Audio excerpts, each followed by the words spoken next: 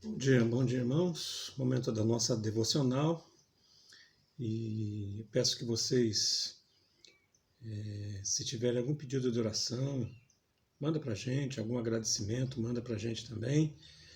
Nós estamos estudando algumas questões de sentimento e emoções com a minha igreja aqui na Nova Campina. Ontem nós estudamos na quarta-feira. Como eu havia adiantado na última devocional, nós iríamos falar sobre a questão do medo e realmente foi sobre isso que nós estudamos ontem. Eu queria deixar aqui um versículo, aliás, dois versículos na segunda carta de Paulo a Timóteo, capítulo 1, versículos 6 e 7, diz assim: Por esta razão, pois, te admoesto que reavives o dom de Deus que há em ti pela imposição das minhas mãos, porque Deus não nos tem dado espírito de covardia, mas de poder, de amor e de moderação. Muito bem, conversando com a igreja ontem, nós estudamos a respeito dos aspectos positivos do medo e negativos, né? Tomamos algum tempo falando sobre essas questões. E um dos versículos usados foi esse versículo aqui. E, em primeiro lugar, é preciso expor aquilo que é entendido de maneira errada nesse versículo, né? Talvez uma pessoa ela entre desavisadamente numa situação, invista seu tempo, de repente recursos financeiros, num negócio impensadamente, usando uma expressão como essa: não, Deus não me deu o espírito de medo, a covardia, eu tenho que ir, eu tenho que fazer, eu tenho que realizar.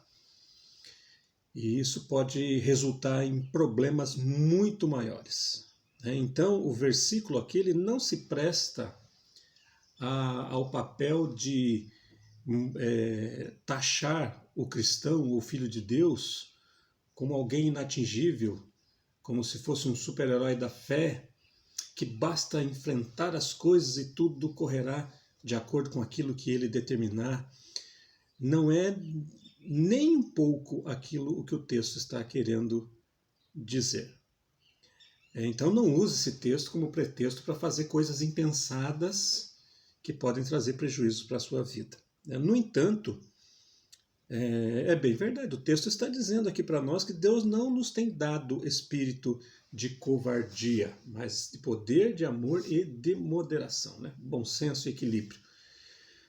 Para compreendermos melhor esse texto, então, já que nós vimos o que ele não quer dizer, para entendermos o que ele quer dizer, é preciso você ler toda a carta, inclusive a primeira carta.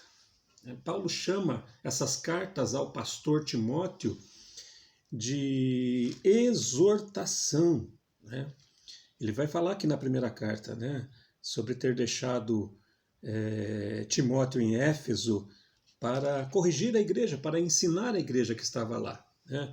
E é interessante porque a primeira carta vai falar sobre isso, né? É uma admoestação.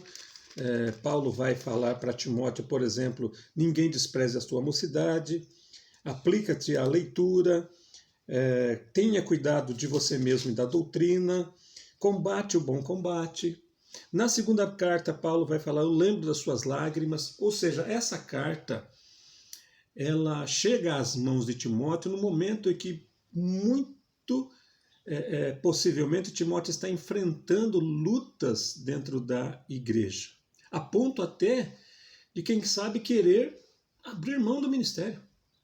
Tamanhas as dificuldades, as lutas enfrentadas no ministério. Então, a primeira coisa a compreender aqui é que Deus não nos dá espírito de covardia, mas Ele nos dá condições de nos manter cumprindo o nosso papel no reino de Deus.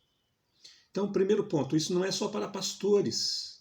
Entendemos que todo crente recebe um dom do Espírito Santo para a edificação da igreja. Qual é o seu papel na igreja?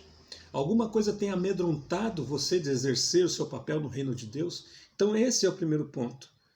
Não somos covardes, não vamos abrir mão do nosso trabalho, daquilo que o Senhor Deus comissionou, daquilo que Ele colocou em nossas mãos para realizar. Tenha coragem para fazê-lo. Seja qual for a sua atuação no reino de Deus. Não desista, continue. Apesar de todos os problemas, as dificuldades, as lutas que temos, permaneça.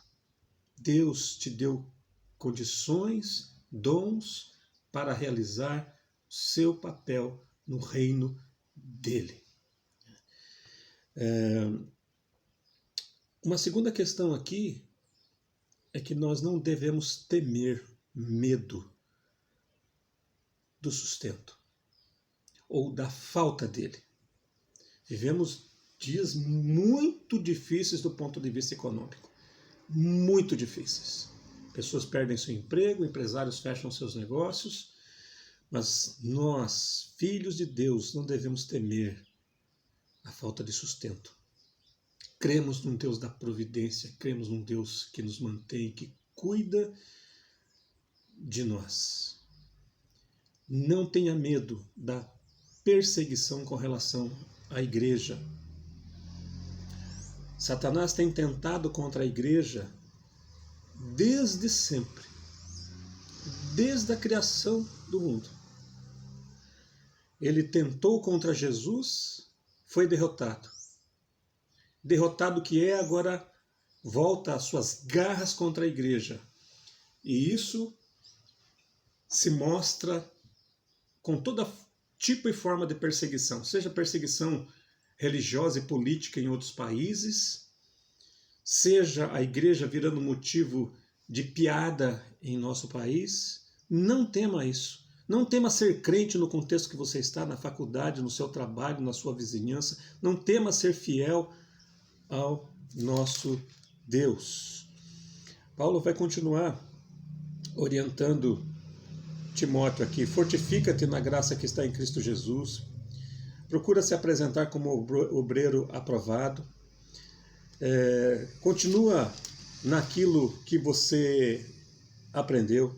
Prega a palavra a tempo e fora de tempo. Corrige. Para tudo isso é necessário coragem. Não tema, Deus continua sustentando a sua vida, Deus continua sustentando a igreja. E por conta disso, então, é que compreendemos esse texto dentro do reino de Deus, dentro da atuação da igreja, dentro da sua atuação como filho de Deus que é. Não temas. Que Deus te abençoe e guarde, que Deus continue abençoando a igreja, que Deus continue abençoando a sua vida. Um grande abraço para todos.